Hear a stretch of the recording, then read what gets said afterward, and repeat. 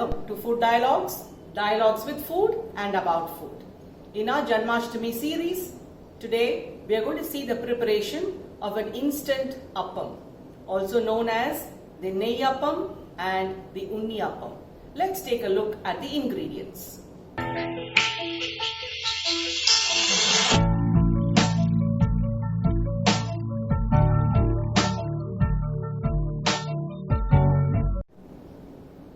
For the preparation of the instant appam, I've done a little bit of pre-preparation. Now this mixture I have made using half a cup of semolina or Bombay Rava, half a cup of maida. You can also use whole wheat flour, 1 cup of milk. I mixed all the three together and I've left it for about 4 hours.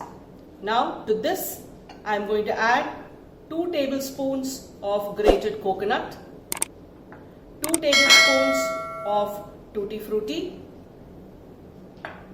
a pinch of cardamom. I'm going to mash these bananas and I'm going to add it to this mixture. I've mashed the bananas.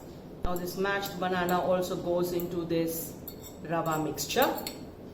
Now I'm going to mix all this together and make it into a batter of pouring consistency using more milk.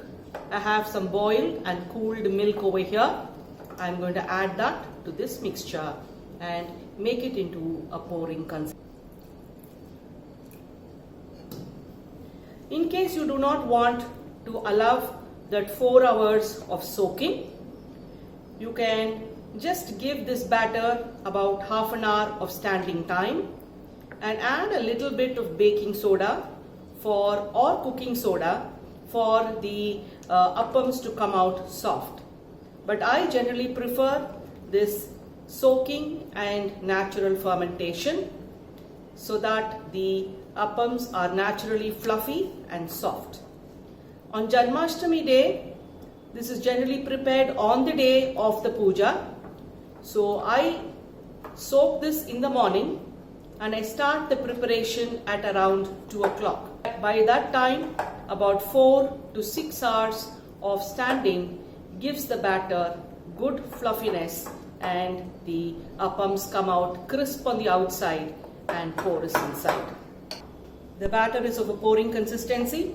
Now to this, I'm going to add half a cup of sugar. So half a cup of maida, half a cup of semolina, half a cup of sugar and 1 cup of milk. So now we are going to prepare the appams in this traditional bronze appakaral.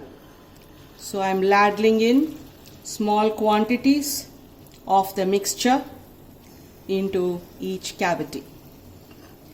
We have to cook this on low flame. Once the underside is cooked, the appams will start floating when we'll have to turn them over.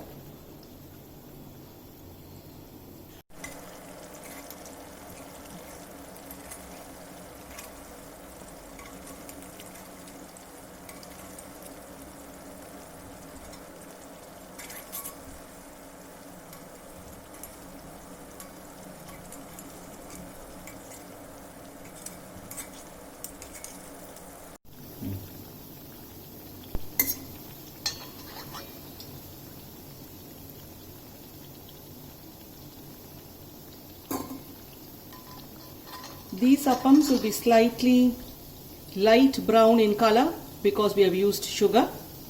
You can also use grated jaggery in place of sugar. As I told you, wheat flour in place of maida and grated jaggery in place of sugar. The method is the same.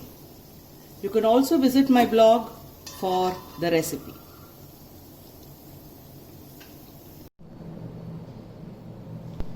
The appams are now ready. So you can see that they are crisp on the outside and soft inside. Ready now for Naivedya for little Krishna. The ingredients for this recipe is available in the description box that is being given below. You can even check out on my blog fooddialogues.com for more such interesting recipes.